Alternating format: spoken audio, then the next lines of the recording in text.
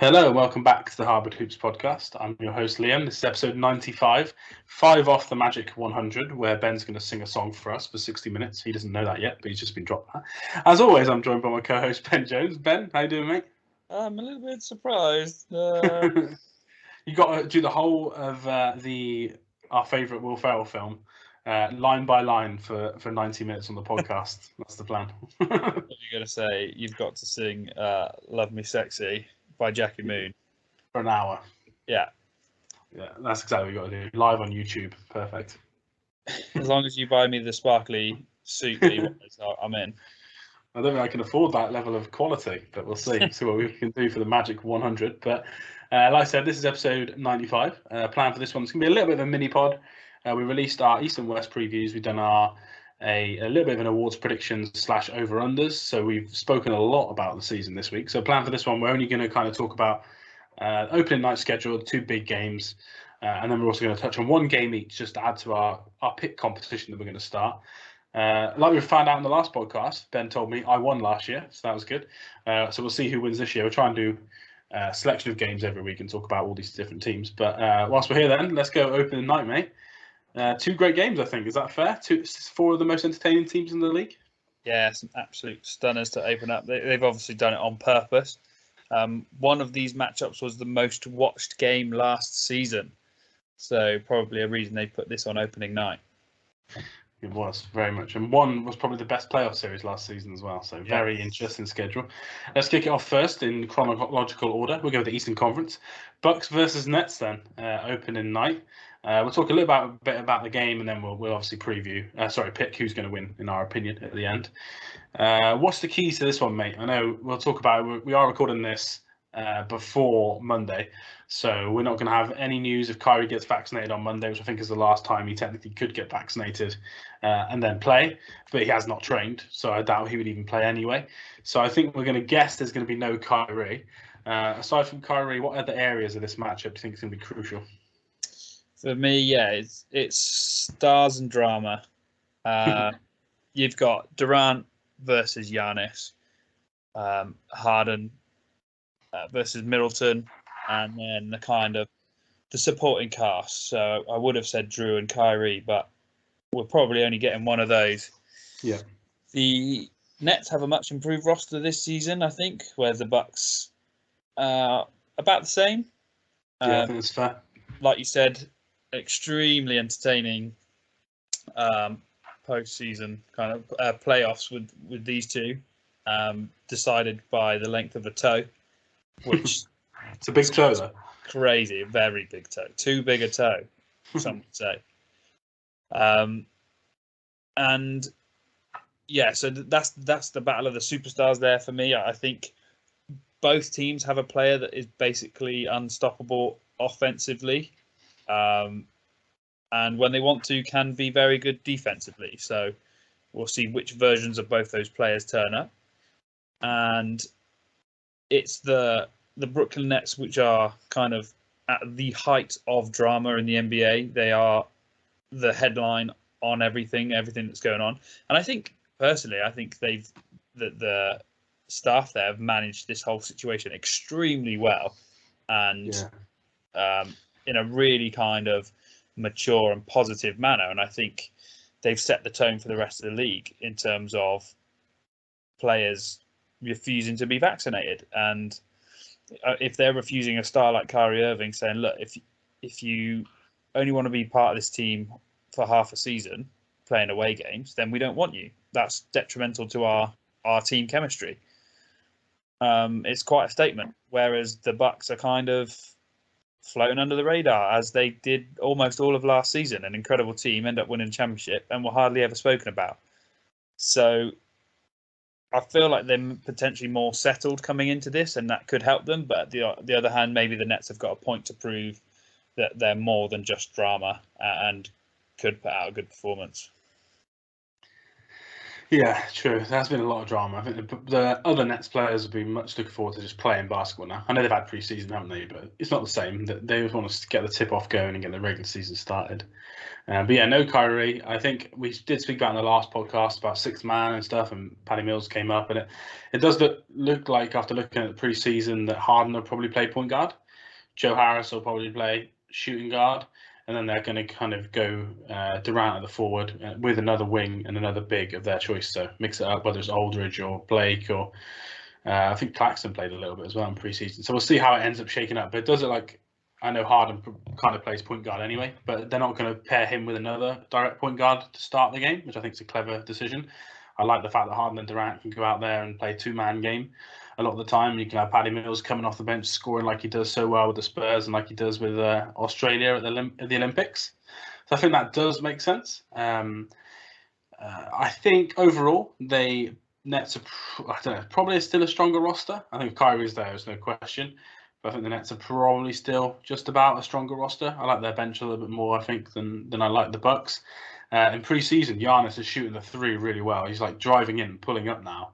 And there's a lot of clips going around Twitter about saying, like, if this carries on, the league is going to be over because all the other things he can do so well, if he can now shoot, that could be a bit of a worry. But we'll see. I think it's a small sample size. So I'll be interested to see if that carries on. My question for you, mate, is I guess who guards Kevin Durant? I know everyone makes a big thing about PJ Tucker last year, but I think Durant did average 41 points when he was being guarded by Tucker. So Tucker made it look good. And obviously Durant had to work really, really hard for every single shot, which I think is fair. But he didn't necessarily actually stop him. I don't think anyone can stop him. But who are they even going to put on him, do you think, to have a go at that? Is it going to simply be Giannis at times? I think it has to be. I think this is, like we mentioned him in the kind of Defensive Player of the Year talk in our last episode. This is his chance to kind of make his point straight off the bat. He wants to be the best player in the league. He's got to stop the best player in the league, potentially. So it's got to be Durant versus Giannis. And I think it's got to be the same, almost the same on the other end, because Blake is too small to guard Giannis. I don't think Millsap is strong enough. Durant is big enough, but I don't know if even he's strong enough. There's pros and cons for both these two players. Like you said, there's some real positive footage going around of Giannis. He was clearly working on it in the off season. He's hitting pull-ups. He's stopping at the 3-point line. He's not afraid to shoot that mid-range or that 3-pointer. It seems in the preseason. So they're both going to take some stopping defensively, and it'll be interesting to see if they do match up with each other on both ends of the floor. Yeah, and the fact it's obviously so early in the season as well. I wonder, will they guard each other, or will they kind of just stay away and be like, let's just save this for the playoffs? But Sure. if that happens, I think both of them are going to score 40 points if neither of them guard each other. So we'll see who kind of sets that stall out early on. Let's move over to predictions then. I'll start first. You can start first in the next game. I am going to go with a Nets win. I think the Bucks are favoured. They are the home team. They are favoured. Obviously, coming off a great season last year, I think they might have their ring ceremony, so they're going to be kind of high off that. Drew Holiday, really good in the Olympics. Middleton ended the series quite well. Giannis, incredible series to end the season. So I think confidence is high there, but overall, I think the Nets are the better team. I think they would have beat them in the playoffs last year. If they just wouldn't have had half James Harden and no Kyrie, whereas now they're going to have a whole James Harden and no Kyrie. So I'm going to go the Nets win a close one. And it's going to be a hell of a game, I think. I think Kevin Durant and Giannis are going to be incredible. And we're just going to see who has the ball last. And I think Durant's going to win the game, as I probably will say many times this season. It's a great pick. You could be talked into either team here quite easily. I'm going to go the opposite. I'm going to go with the Bucks. I think although the Nets have improved a lot, I like the consistency from the Bucks. I like the fact that they can use Drew and Middleton, because they're both decent defenders, on sort of a Harden or a Durant if they need to, if Giannis isn't available or off the court for whatever reason. I think they might be able to slow those two down more than potentially the Nets can get out and slow down their kind of inverted commas big three, if you will. So I'm going to go with a Bucks win. Nice. I like the fact we've gone different already. It's very fitting, I think, for us for the season. Cool. Let's move on, and predict the next game. Second game of the night, obviously back-to-back doubleheader as always. It's opened the season. We move over to the Western Conference, and this is the most watched game of the season last year, like you mentioned earlier. We have the Lakers versus the Warriors. In terms of obviously initial startup, there's going to be no Klay Thompson. He's not going to be there till probably January. James Wiseman is also out injured. In terms of major injuries, there's nothing else known. I know Kevon Looney had a little bit of a knock, but he did play in the last preseason game for the Warriors, so he should be back. Andrew Wiggins, who missed one of the preseason games, he's also been back. So I don't think there's any other major injury stories there. I did hear from a very good friend of mine who is a Lakers fan. It sounds like DeAndre Jordan is going to start at the 5 for the Lakers. Wow. I don't think that can be true, but he's kind of reading into it, and so what some of the experts say on Laker Nation for some of the writing. That would worry me a little bit, but Lakers have had a terrible preseason. Warriors have had a great preseason. Often preseason doesn't really matter. So why don't you kick us off, mate, and talk about what you think keys to this matchup are going to be for both teams, I guess. It's kind of, for me, this one is big versus small and old versus young, isn't it? This elderly big Lakers team with their rotation at the bigs with Dwight, DeAndre, Anthony Davis, Melo, LeBron, kind of in that small forward, power forward roles. Can they dominate this young Warriors team with Steph shooting unbelievable things from outside the 3-point line? It was decided that most watched game by a LeBron 3, which is the kind of opposite of what we predicted. If you remember, we thought if it was a close game, it'd be a Steph Curry 3 to win. Otherwise, it's going to be a Lakers blowout, and the complete opposite happened. So it's definitely a difficult one to call because anything could happen in this game. LeBron and Steph are extremely competitive with each other. They've got such a rich history of competing against each other. So it is a difficult one to call. That is for sure. I think I'm more interested in this game than I potentially am in the Nets Bucks game. Yeah, this is interesting. The teams are so different, aren't they? I know Klay's not going to be back, but by the time the end of the season comes, these Lakers and Warriors are going to be so different to the teams that played last year.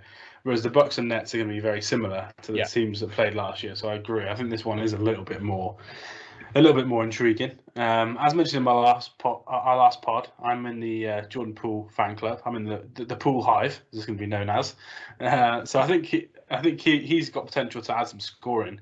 I just haven't got a clue on this Lakers rotation. I pretty much know what the Warriors are going to do. They're probably going to start. I don't know actually. In terms of starting 5, I'm not sure, but Draymond will play a lot of the time at the 5. Bielitsa's been pretty good in pre-season. So I think that's kind of those off the bench are going to be quite important. I think Jordan Poole will probably start the game, if not come off the bench as 6th man.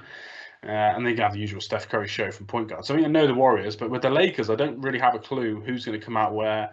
I don't really know who's going to start. I don't really know who's going to play with who. Is Melo going to play with a big LeBron and AD, which I think sounds crazy? Is Melo only going to play when there's AD at the 5? Are they going to go any 3-guard lineups with LeBron obviously basically being the point guard with 2 other guards, or are they going to make LeBron be the point guard and play with bigger guys? I don't have a clue. Who's going to be the one superstar that plays on their own? Is it going to be Russ with the second unit at times, or is it going to be AD? I just don't have a clue how the Lakers are going to look, which I guess kind of moves me towards my decision. But let's go with you first. I think I know where you might go. Tell me who you think is going to win this game and why. Yeah, that is the biggest worry for the Lakers, isn't it? Even they don't really know what their best lineup is yet. And that's going to come throughout the season. And whereas you could kind of say that for the Warriors, but I think they have certainly got a couple more set in stone. I personally think they're going to go Westbrook, James Davis, obviously. Yeah, no prizes for those 3 there. Yeah, like I said, it's very difficult to call after that. I would start Dwight Howard at the centre rather than DeAndre Jordan. just because of the way he's played with the Lakers in the past and the familiarity he's going to have with the players, especially going into a big game like this first night of the season. That's going to help your chemistry going forward. And it looks like they're going to be starting from sort of pre-season preview. Bazemore at that shooting guard position doesn't necessarily mean he's going to get big minutes there, because I think he'll probably make way for Melo and Rondo quite quickly, one of those two. And that's going to be their heaviest sort of rotation players, and they'll go from there. Really tough one to call, but I know which way you're going to go, so I'm going to go the opposite. And I'm going to go with a Lakers win. Close game? Too big, too many weapons, but yeah, definitely a close game. I think Lakers go on some runs, get some defensive stops, and then Steph shoots 2 threes in a row, and they're back in it. I think it's going to be a lot of that throughout the game. And I think the Lakers come out, I think, within 5 points. I think this will be decided. Nice, yeah. I think the Lakers are pretty heavy favourites for this one. Like I said, they've got the new big three. But yeah, I am going to go with the Warriors. I love them too much to pick the Lakers, and hate LeBron too much to not pick the Warriors. So it's a bit of a combo there. But yeah, I'm just a bit confused with the Lakers, how they're going to look. I think in 3 months, the team will be a lot more settled down. But it'll be a bit up and down, I think, to start the season. So I think the big three are going to get a lot of work done, and there could be some long spells of scoring. But I think other times there's going to be some droughts with the rotation where some of the players don't know what they're doing and what their role is. And I think in those times, that's when the Warriors, who are shooting the most they've shot from three, actually, in 4 seasons since they won the title, they're shooting more 3-pointers than they've ever done since then. So I think the Warriors are going to kind of know what they're doing. The players know their roles, and they're just going to shoot. And if they hit the 3s at a good rate, I think they'll win. So I'm just going to lean on the Warriors. But I agree with you. I can't see. Well, I could see it, but my prediction is either team wins. It'll be within 5 points. I think you're right with that one. Cool. Let's move away from opening night then. We're going to pick one more game each for the week. We're probably going to record on Saturday or Sunday next week, so we've kind of set a deadline. Any game before Saturday. Why don't you kick us off first, mate, and give me the game, because I don't know who you've picked, and tell me who you think's going to win and why. So I'm sticking with one of the teams from opening night. Nice. There's a tasty little game on Friday night. The Suns versus the Lakers. That first kind of matchup they had in the playoffs was not what we wanted to see. First, Chris Paul goes down with an injury. Then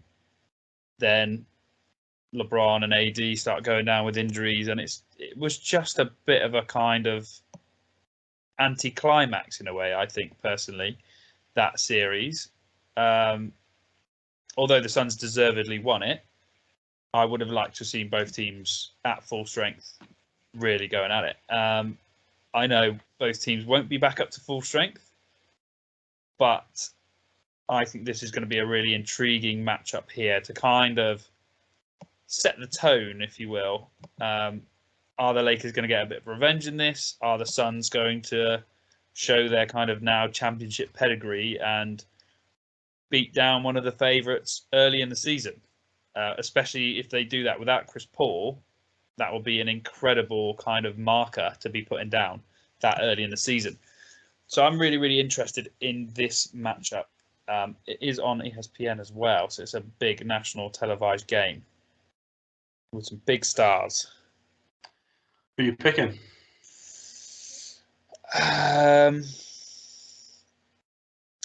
Again, I'm going to side with the Lakers because I think Anthony Davis is a better and more experienced big man than DeAndre Ayton. So I think he's kind of got that there. I don't think outside of Jay Crowder, they've not really got anyone that can slow LeBron down. And defensively, I'm not sure how they're going to deal with Westbrook. I'm still worried about this Lakers team spacing and scoring with that lineup, but I think they're going to kind of, without Chris Paul's leadership out there, the experienced Lakers team is going to try and bully their way through the Suns, and and get the win there early in the season. Nice. We're matched up on this one. First one we matched up on. I'm also going Lakers over Suns. Obviously, Chris Paul with his status, we'll see. Lakers, I think, obviously, in my opinion, are going to be coming off a loss. So I think they're going to be heavily motivated. I agree with you. I think that they don't have anyone that can stop LeBron. I think Westbrook as well, especially on the boards, is going to be able to dominate the guards in Phoenix. So I think the Lakers are going to come out with a pretty convincing win, actually, over the Suns. But I still think it'll be a fun game. The Suns need to shoot really well to stand a chance to win the game. I think anyone who plays the Lakers needs to shoot well, because there's going to be a chance that the outside shooting for the Lakers isn't going to be there. So if you can keep up with them by shooting the three whilst they're scoring twos, that's a way to keep up. But I just think overall, defensively, rebounding wise, the Lakers are going to be too good. So I'm going to go with you there, I think, and go Lakers to beat the Suns on Friday night as well on ESPN. Nice. Cool. My game then. No shock here. Also, no shock. Ben's picked LeBron to win twice in a week on the preview poll, which I enjoy. No shock here. I've gone for the Hawks versus the Mavs. Both teams' first game Thursday night. This is also on national TV, also on Sky Sports actually at 12:30. I think for anyone in the UK. It's the marquee game actually for the Thursday, which they kind of have like a marquee Tuesday and then a marquee Thursday. So they've got 2 games on Thursday. This is the first one. I guess I'll start it off with just my thoughts. Hawks have got Hunter back, which is big. He missed the playoffs last year. He's due to be back, so that's going to be very, very important for them. Interested to see what their rotation's like now. They've kind of trimmed it down a bit. They've still got a lot of forwards, but I'll be interested to see who plays when and who guards who in terms of Porzingis and John Collins and Clint Capella and stuff like that. So I'll be interested to see how they kind of structure their team. But obviously, overall, it's the big trade from draft night, isn't it? It's Trey v. Luka. They're going to be linked for the rest of their careers because of the trade. They actually seem like they're friends, but they're also 2 of the most competitive people that like to wind opposition fans up. So we know for sure there's going to be some shenanigans between Trey and Luka. So I think that's going to be an important matchup, but they're both going to score loads of points. So for me, it's Porzingis versus John Collins I have down as the key to this one. Porzingis looks great in preseason, looks back to himself defensively. Hasn't shot many threes because they haven't asked him to. He's been kind of driving to the lane a bit more, which is nice to see. John Collins just got paid a massive deal, ended the playoffs pretty well, actually. Field goal percentage, one of the highest in the team last year. So I think Porzingis versus Collins for me is a pretty big matchup. And I know you always talk about Porzingis, don't you, as a second star. And I know you like John Collins as well. So what are your thoughts on that matchup? Is that going to be key to you to try and see who kind of helps the star out the most, I guess? I think it's definitely more key for Luka for Porzingis to be stepping up. I say it every time I talk about the Mavericks. If Porzingis is having a terrible night or season, the Mavericks are really going to struggle because he is such a difference maker for them because he is so versatile and brings such a different style of play to the game. He's very difficult to defend, and he's so long and lengthy. He can be very good defensively. It's just whether he buys into that way of playing rather than kind of slinking out to that 3-point line and waiting in a corner, because he's like 18 foot. Official, he is 18 foot. We've checked the stats. Confirmed. However, I love John Collins. I think he's great. I think he's going to keep developing into an absolute superstar. But I don't think he's necessarily completely pivotal with Atlanta because they have quite a few wings and stuff that can contribute as well. I can't remember if you mentioned or not. Clint Capella, I think, is out currently. Okay, cool. Potentially, I'm not sure. So Collins might have to play the 5 then. So Porzingis could be getting guarded by Hunter or Okongwu potentially. Potentially, yeah. I'm not sure what kind of lineup or matchup they'll go with. I do need to double check whether Capella is officially out for this game or for the beginning of the season. It's difficult to tell with preseason games who's being rested for regular season with maybe like a small little injury here and there, and who is definitely kind of Capella is good to go. So they've got some bigs that can kind of potentially maybe rotate and slow down Porzingis a little bit. For me, it's although Trey is an outstanding individual, it's can this Hawks team outdo the individuals of Porzingis and Luka. I know Hardaway is really stepped up and is an incredible scorer and shooter at the moment, and hopefully that continues for the Mavericks this season. But this Hawks team's got some pieces they can rotate and got a little bit of depth about it. So it's how can this Hawks team shut down the superstars of the Mavericks for me? And can they do it? I don't. Not overly convinced, but to make it a little bit interesting, I am going to go on the side of the Hawks because I'm high on them this season. Let's go. You're high on them. Interesting. I'm going to obviously pick the Mavs. Luka is very good. Something we actually kept saying in the playoffs last year about the Hawks. No one seemed to attack Trae Young on the defensive end. We were so confused. They were letting him stay in the corner rather than putting in actions that would put him at the front of the key in kind of pick and roll. Luka Doncic will not be letting Trae Young get away with no pick and roll defense. He's going to be switching on to him all the time, Patrick Beverley style. Obviously, the same thing's going to happen on the other end, where they try and put Doncic on Trae Young as well. But I think it's at least having that size will make it more difficult than maybe on the other end. But yeah, I'm just high on Porzingis, how healthy he looks. Obviously, Ben's known me for a long time. I absolutely loved him in New York. Got many of his jerseys. First healthy off-season in 4 years. That could change. He could get injured in 2 months and things are back to how they were. But at the moment, he's not. So I kind of have to stick with my confidence and just think they're going to be good enough in terms of three-point shooting around those two guys. Porzingis is going to have a big impact, and Luka's probably going to go for 40-point triple-double. So yeah, I'm going to lean on the side of the Mavs, but I actually think this could be a last possession game. You know, someone's winning by 1 or 2 and the other team takes a 3 to either to win or to lose at the end. I think it could be that close of a game. I think it's one of the funnest games of the week. They're two very fun teams, aren't they? Yeah, definitely. I think we've both picked some entertaining matchups here outside of the opening night games. Exactly. And technically, it's our first preview pod of the season, even though it's a mini pod. And I've already said funnest, which is not a word. So we're going off well. Good start. Yeah. It's a good start. If I can mention that once per week for the whole season, then loyal listener Dan James is going to be very happy with us, but we'll see. So a little recap then. I've gone for the Nets to beat the Bucks, the Warriors to beat the Lakers to beat the Suns, and the Mavs to beat the Hawks. Ben's gone with the Bucks to beat the Nets, the Lakers to beat the Warriors, the Lakers to beat the Suns, and the Hawks to beat the Mavs. So some interesting ones there. We'll see how that goes. We'll be back next weekend where we're going to talk about all the action for the first week of the season and then a little look ahead to week number 2. So thanks again for listening. Go follow us at @_Hardwood Hoops. And Ben, final words, please. Sign us off. Trae versus Luka. Who is the best? We will see. My question, actually, to leave you with is, if it does come down to a close game, who would you want taking that final shot out of those two? I'll leave you to think about it. Boban. Final answer. Let's go.